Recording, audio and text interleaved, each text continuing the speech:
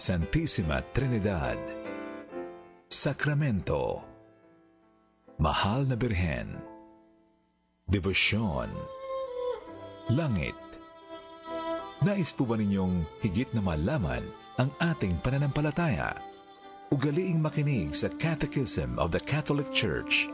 Ang ating palatuntunan ay sumasa inyo mula Lunes hanggang Biyernes sa ganap na alas 9 ng umaga at muling maririnig sa ganap na alas 10 ng gabi at alas 2 ng madaling araw. Ang inyo pong mga katanungan, mga opinyon at mga mungkahi ay maaaring ipadala sa 0918-629-6310 o mag-email sa info.phi@radyomaria.org. Halinang makinig at makibahagi.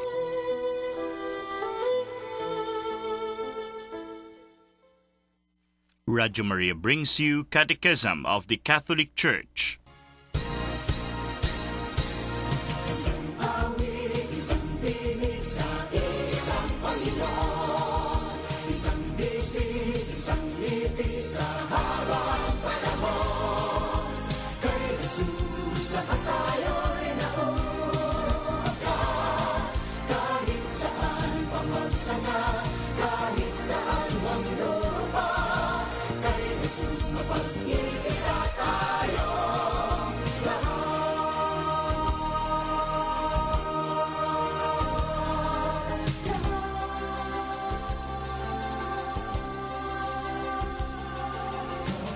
Isang mapagpalang pagbati sa lahat ng mga tagapakinig at tagapagtangkiling ng ating himpilang Radyo Maria, bringing Christ into your home.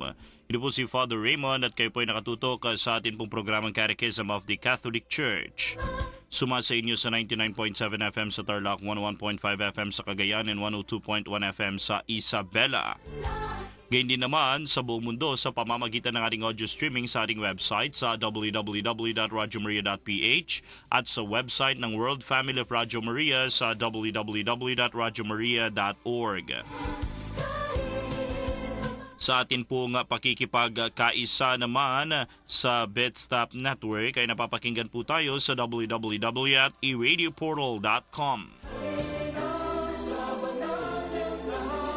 Sa pakikipagkaisa po natin sa Comclark Technology and Affiliate Cable TV Networks, tayo rin po ay maaari nang makarating sa mga probinsya ng Bataan, Bulacan, Pampanga at Tarlac sa Cable TV Channel 99 at sa pamagitan naman ng Concepcion Pay TV Network sa mga bayan ng Concepcion at Capas sa lalawigan ng Tarlac sa Cable TV Channel 81.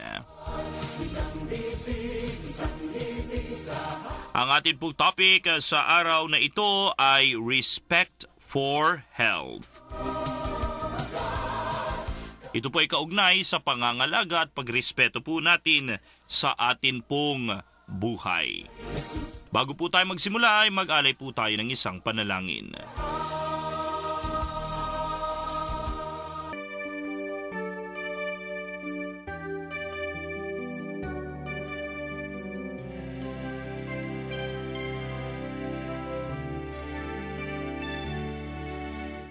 Sa ngalan ng Ama, ng Anak at ng Espiritu Santo. Amen.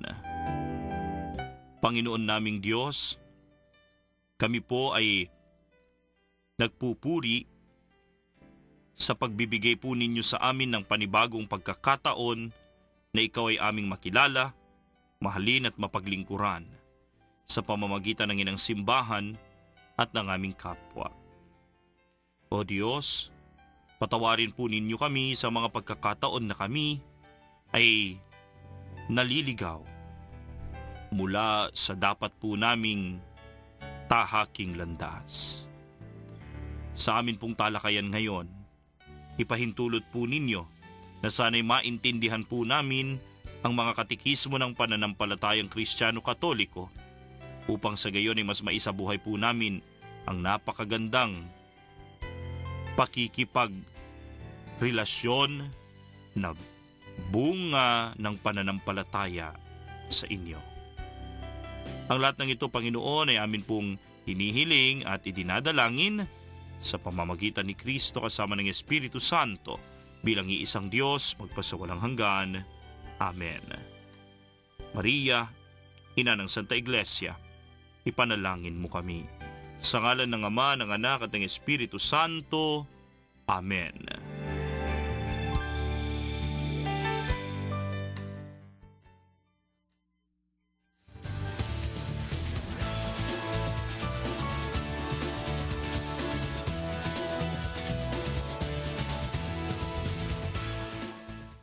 Welcome po sa unang bahagi ng atin pong programang Catechism of the Catholic Church. Ito pa rin po si Father Raymond at kayo pa rin po ay nakatutok sa atin pong himpilang Radyo Maria, bringing Christ into your home.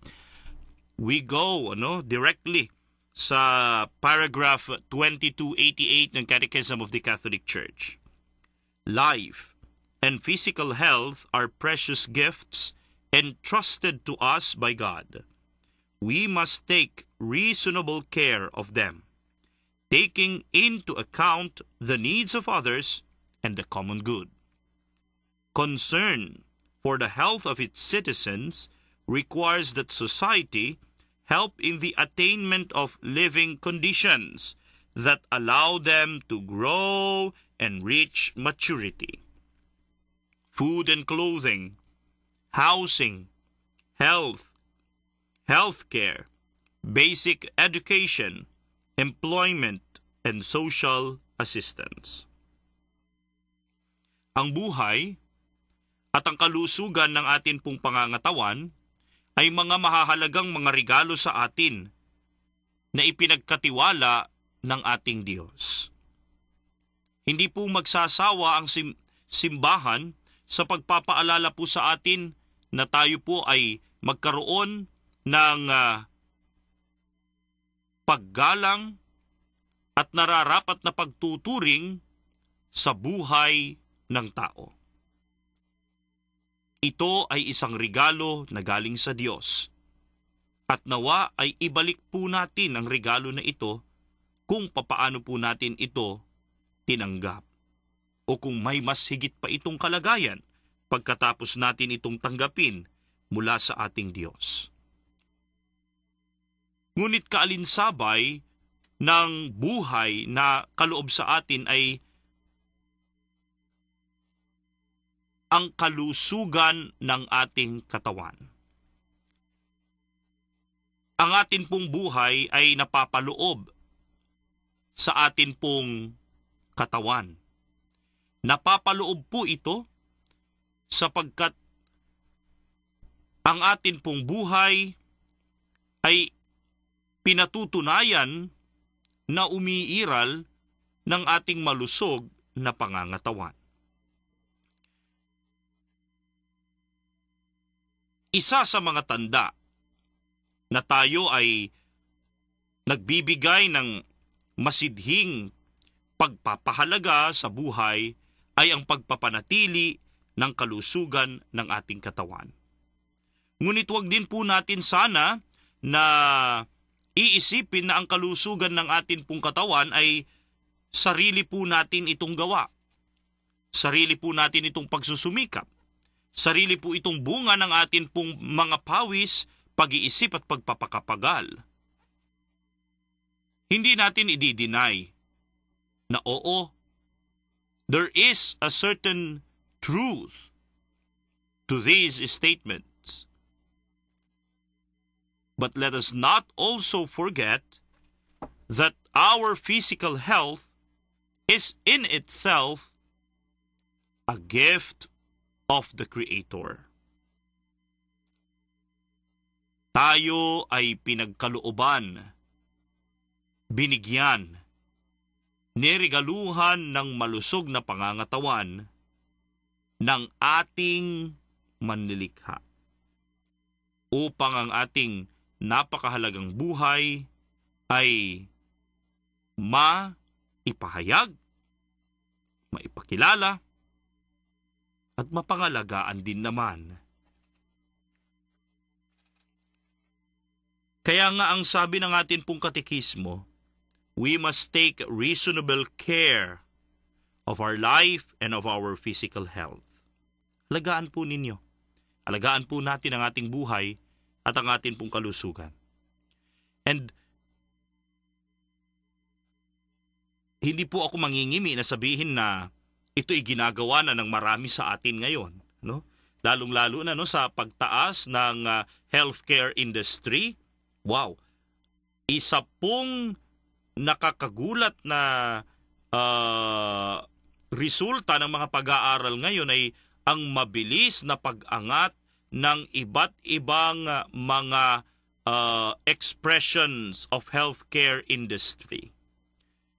Nagsusulputan ng iba't ibang mga ospital. Nagtatayuan ang iba't ibang mga klinika. Dumarami din ang mga medical practitioners. At hindi lamang po iyon. Namamayagpag ang iba't ibang mga pharmacy companies sa atin pong kapanahunan.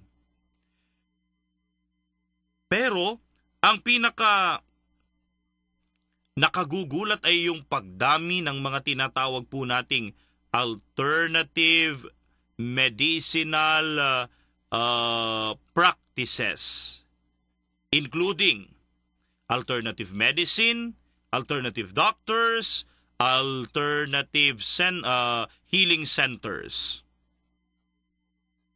Napakadami na rin po ng mga katulad nito. And people are starting to be very, very conscious of their health.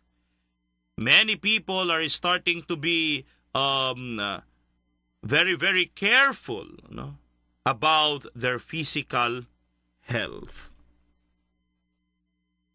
Kanya nga, ang pangangalaga sa katawan na ito ay naging isang napakalaking concern para sa maraming mga tao sa atin pong kapanahunan. But let us not forget na hindi lamang po yung atin pong sariling katawan ang dapat nating pangalagaan. Kung hindi ay pangalagaan din po natin yung kalusugan ng iba, yung kanilang pangangailangan at yung kabutihan ng lahat ng mga tao. Our life and our physical health must be taken into consideration. It must be taken good care of, and reasonably at that, but without forgetting the needs of others, without forgetting the common good. At sino po ang nangunguna sa pangangalaga ng kabutihan ng lahat at sa pagkakaloob ng pangangailangan ng iba? Ang pinakauna po dyan ay yung society. Yung may kapangyarihan. Yung may impluensya. Yung merong sinasabi. Upang sa gayon ay maging epektibo na marating ang pangangailangan at matugunan ng mga ito at gayon din naman na mapangalagaan at mas maipropagate pa ang tinatawag nating common good. Ang tawag po ng atin pong katekismo sa gawain ng society towards the needs of others and the common good ay concern for the health of its citizens. Yan, ha? Concern for the health of its citizens. Yan po yung tinatawag ng atin pong katekismo sa gawain na ito ng pamahalaan. At ang pamahalaan ay kailangan bigyan niya lagi ng concern ang kalusugan ng kanyang mga mamamayan. Kung hindi, darating ang panahon na lahat ng mga yan magkakasakit. Darating ang panahon na ang lahat ng mga yan ay maglalaho sa mundo. Ano naman ang magiging silbi ng society, ng kapangyarihan na taglay ng pamahalan kung wala na siyang magiging tagasunod? Kung wala na siyang magiging mga subjects? Kung wala ng mga pagsisilbihan ito? it will become useless, hindi ba? It will become a void in itself. Kaya nga, pangunahin dapat sa mga priorities ng pamahalaan ang kalusugan ng mamamayan. Upang sa gayon ay magkaroon po ng decent living condition ang mga tao na magbibigay po sa kanila ng kakayahan upang mag-mature, dumating sa kalagayan na ang isang tao ay kaaya-aya at produktibong mamamayan ng ating lipunan. At sa concern for health of the citizens, ang mga ito ang dapat pong laging isinasaalang-alang at huwag kakalimutan ng ating pong pamahalaan. Food and clothing. Handugan po natin ang mga pagkait at damit ang mga nangangailangan na ito. Housing. Magpasa hanggang ngayon, napapakinggan po natin sa mga balita na marami pa rin ang mga walang mga sariling mga tahanan.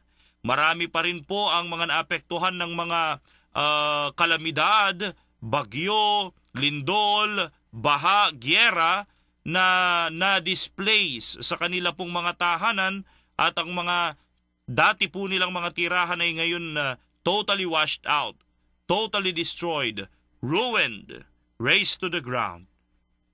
Pero magpasa hanggang ngayon, medyo taon na ang binibilang, may mga iilan pa rin na wala daw matuluyan. Walang sariling mga tahanan. At kumakatok na naman po tayo sa puso ng atin pong mga nasa pamahalaan. Let us address this problem because it is not only a problem of some or of a few.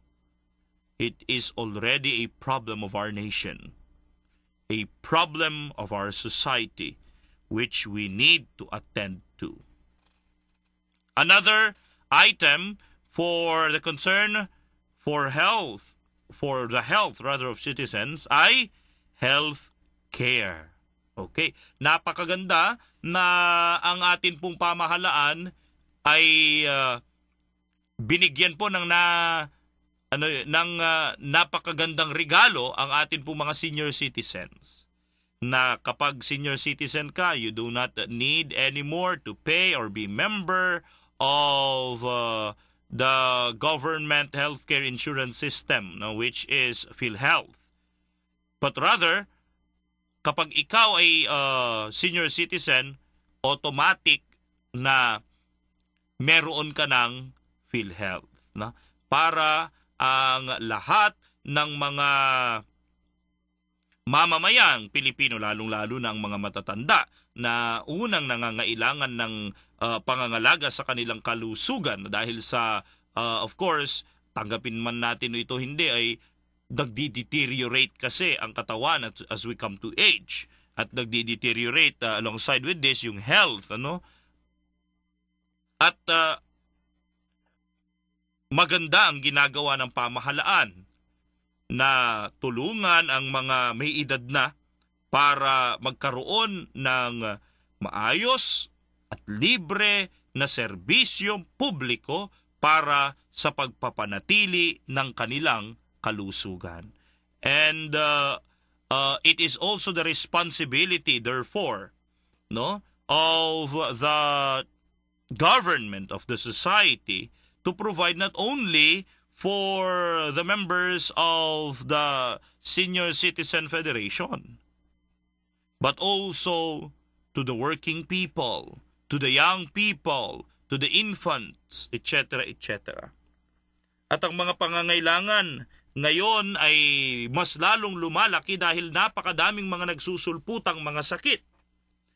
Kaya nga, mas pabutihin at pagandahin ang serbisyo ng atin pong mga pampublikong mga ospital. Bigyan ng tamang pondo at laanan ng nararapat na atensyon ang atin pong mga pangangailangang pangkalusugan bilang isang pampublikong serbisyo ng atin pong pamahalaan. Build more hospitals. Train more medical practitioners. And make better the healthcare system of our society. Another item is basic education. Para po sa atin, libre po ang elementary, high school at may mga ilang mga libreng mga college education. And this is a basic education which we all need to have.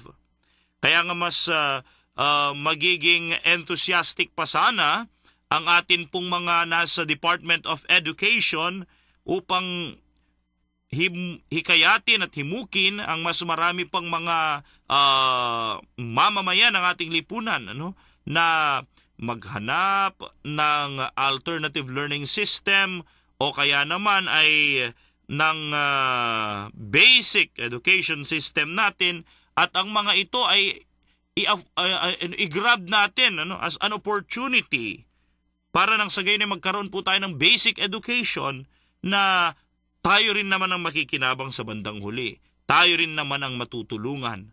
Tayo rin naman ang mabibigyan ng mga ito ng mas maganda at maayos na pamumuhay. Basic education.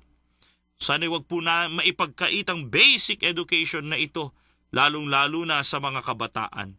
Kaya nga ang pamahalaan ay sana'y mas marami pang gawin na mga classrooms, ganyan din na mga chairs sa mga classrooms, at ibigay ang mga libro na kailangan ng mga mag-aaral upang sa gayon ay maging mataas din naman ang antas ng atin pong basic education dito sa Pilipinas. Also, the society and the government as the representative of the society has the responsibility to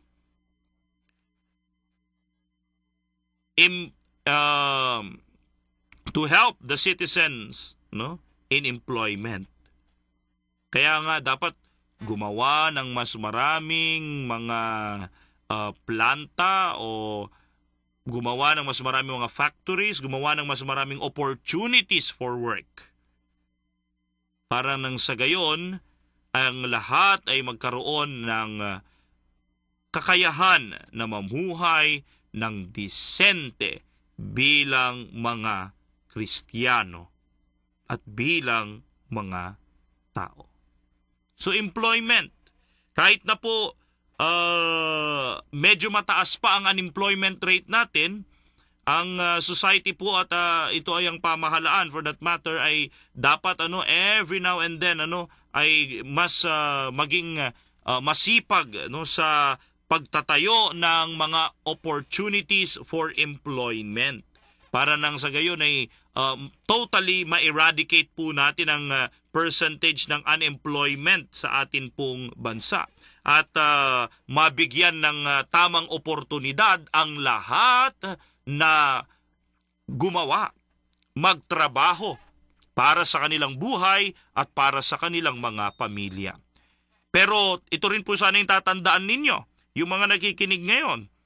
Kasi ang problema, meron namang mga opportunities for work, ayaw namang magtrabaho. Wow!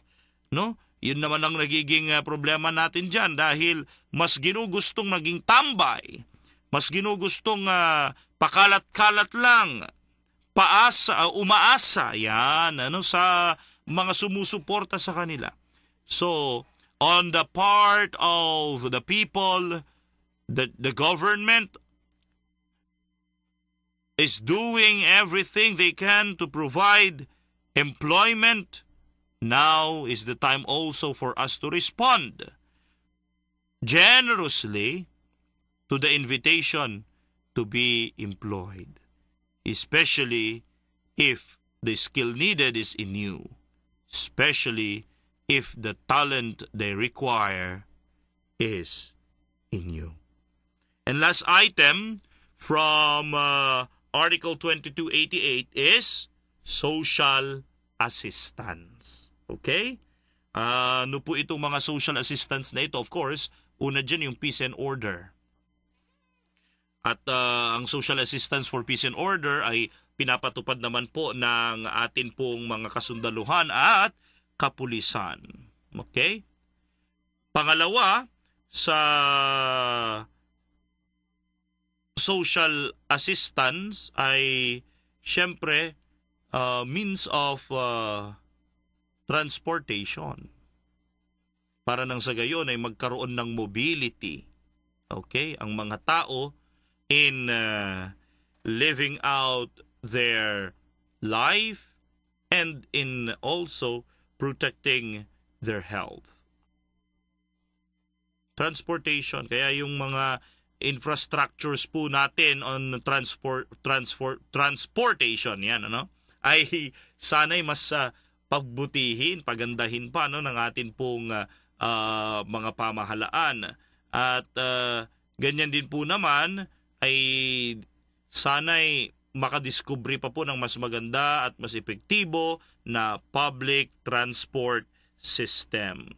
Social assistance din po, pangatlo, sa mga orphans, ano? Itong mga iniiwan ng kanilang mga magulang na uulila. Kahit na yung mga nauulilang mga matatanda, no? Home for the aged. Social assistance din po yung tinatawag din natin na rehabilitation of delinquents. Yan po yung mga nasa mga kulungan, no? At ang aim ay to rehabilitate them and afterwards to return them to the society. No? This is also social assistance and so many others, okay, concerning the health and life of every Catholic Christian. Magbabalik po tayo dito sa ating programang Catechism of the Catholic Church.